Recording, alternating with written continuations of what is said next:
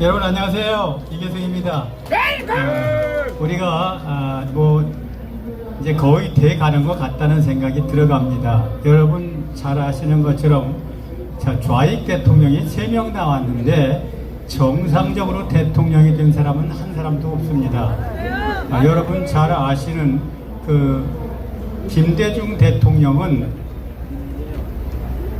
김종필 총리를 속여가지고 바로 내각제를 하겠다 그래가지고 바로 좌익과 보수 연합으로 당선이 됐습니다. 그러고 바로 총리 2년 시켜놓고 쫓아냈죠. 이게 바로 공산주의자의 수법입니다. 그 다음에 여러분 잘 아는 노무현이 그때 나왔던 이해창 씨는 바로 이해창 씨는 대통령 다 됐다 이렇게 얘기를 했습니다.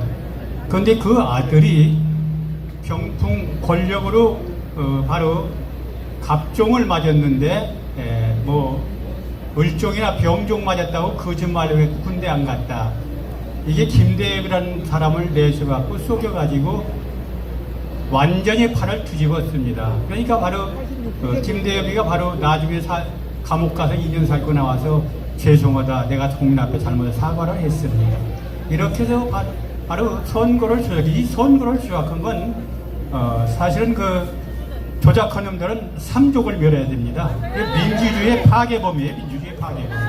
이런 그만두면 되겠습니까? 죽었으니까 더 얘기는 않겠습니다만, 그 다음에 문재인이 여러분 잘 아시는 트루킹, 물론 그때 박 대통령이 탄핵돼서 감옥에 가게 됐을 때지만 트루킹이라는 여러분들 잘 아는 댓글 조작을 했습니다. 몇 개나 조작했느냐? 8,840만 개를 조작했습니다. 그래가지고 진짜 바로 국민들의 여론을 바꿀 수 있는 그런 댓글이 약 4천만 개. 그러니까 바로 문재인이 대통령 도둑질한 겁니다. 도둑질. 그리고 이재명이가 바로 대통령 도둑질을 하려고 나왔다. 바로 윤석열 대통령이 진 것은 대장동이 바로 이재명이가 다 해먹은 겁니다. 얼마나 해먹었느냐면은 자기들이 먹은 돈이 약 5천억 정도 되고 거기에 이제 성남시에 피해를 입힌 것까지 합치면 9천억 정도 피해를 입혔습니다. 그리고 이재명이한테 간 돈이 얼마냐면은 428억. 이게 지금 어디에 감춰졌는지 모르죠. 그런데 요새 발견된 게 김만배라는 놈이 바로 조작을 했죠. 대장동 주범은 이재명이 아니라 윤석열이다. 요걸 바로 선거 작년 3월 9일 3일 전에 3월 6일 날 터뜨렸습니다. 그래서 아마 이게 터뜨려지지 않았더라면은 윤 대통령이 저는 한 7% 가까이 얻었지 않을까. 0.7%가 아니라 7%까지 얻을 거다. 그나마 천만대의로 국민들이 0.7%를 이길 수 있게 만들었기 때문에 이게 그나마 대한민국이 바로 서게 된 겁니다. 여러분 잘 아는 지금 선거 사범의 시효는 지났습니다. 그러나 대한민국의 헌법을 유린하는 이건 배역주의입니다. 이러면 그냥 두면 안 되겠죠?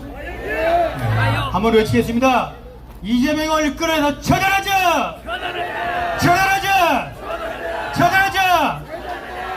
여러분들 잘 아는 이 선거법 위반 지금 재판을 받고 있지만 선거법 위반에서 이제 곧 판결이 날 거라고 그럽니다. 지면은 434억을 물어내야 됩니다. 그러면 민주당은 이래저래 방어하게 돼 있습니다. 거기다 대장동을 비롯해서 지금 6가지로 이재명이가 기소되어 있습니다. 근데 그걸 피하려고 있는 방법은 바로 자기가 단식하는 것밖에 없다. 감옥에 가기 싫으니까 단식을 하는 겁니다. 감옥보다 단식이 낫다. 그런데 그걸 바로 동정하는 사람들, 이런 사람들은 바로 김정은이를 동정하는 거나 똑같다. 저는 그렇게 생각을 합니다. 이렇게 해서 여러분 잘 아는 민주당의 지금 범죄 집단이죠. 범죄 집단. 여러분 잘 아시는 이재명의 대장동을 비롯해서 송영길의 돈 봉투가 있고 김남주의 코인이 있고 거기다 대고 여러분들 아는 라임 옵티머스 1조 8천억을 해먹었습니다. 1조 8천억을 해먹었는데 서민들은 다 돈 내가지고 뜯기고 바로 부의장 하던 민주당 국회 부의장이라든가 여러 놈이 거기서 자기 돈을 다 찾아갔습니다. 그래서 서민들 돈은 부돈에서 다 사라져버리고 민주당이 거기에 찾아간 돈이 25억이랍니다. 민주당이 25억이 다 저들이 찾아간 겁니다. 그래서 서민들 다 죽이고 저들은 살 건 다 찾아 먹은 거죠. 이런 사건이라든가 또 요새 여러분 잘 아는 그 대선 투집을 하였던 부정선거 사건, 이런 사건 가지면 민주당은 살아남을 길이 없습니다. 이재명이 살아남을 길이 없습니다. 끝났다 그렇게 생각합니다. 두 번째로 윤 대통령이 참 잘하고 있다 그런 생각을 하면서 몇 가지 말씀을 드립니다. 윤 대통령이 바로 아시안 20개 정상에 나가시면서 5일날 뭐라고 이런 말씀하셨습니다.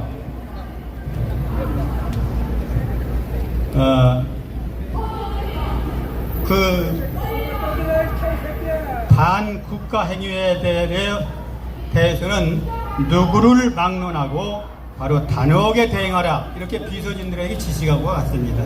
이게 뭐냐면 제가 생각하기에는 공산주의자들한테 선전포고를 한 겁니다. 그러니까 이재명이가 엊그제 뭐라 그러냐면은 우리 반대 세력을 다 죽이겠다니까 우리도 목숨 걸고 싸워야 된다 그러더라고요. 반대 세력 다 죽이는 게 아니라 대한민국 법칙 위반한 사람을 그냥 두지 않겠다. 그리고 지난번에 여러분 잘 아는 28일 날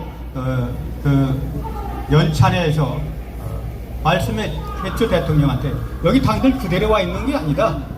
바로 당신들 몫을 다 해라, 이렇게 지시를 했습니다.